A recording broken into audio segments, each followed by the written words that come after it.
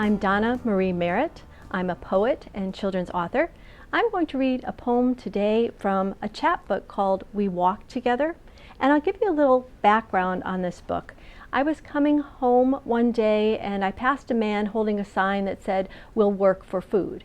And I felt like it was a safe area, so I pulled over, and I was coming home from a poetry reading, so I asked him if he would like a poetry book because I had a box in the car, and his eyes lit up and he nodded yes, and I handed him that book, and he put down his sign, and he walked away reading the book and absorbed in it, and it made me realize I knew nothing about him or his story. He was fairly young. I didn't know if he had lost a job, if he was just home from military service, if he had some mental health issues. So I started paying more attention to the people around me. And in this chapbook, I talk about the homeless, about the addicted, about people having trouble.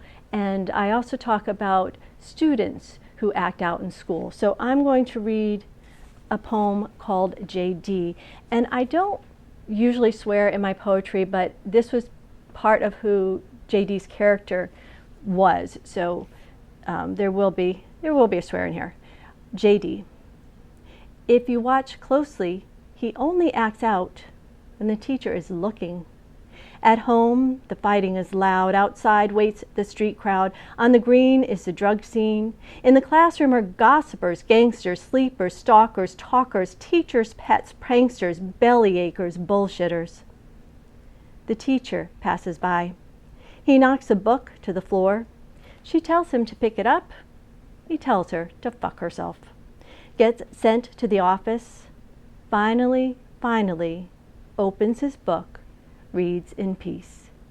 And that was based on a student who just couldn't handle the stimulation of the classroom, so he would intentionally act out so he could go and read. And eventually the teachers caught on and he got some help, but I'll just get on my soapbox for a minute.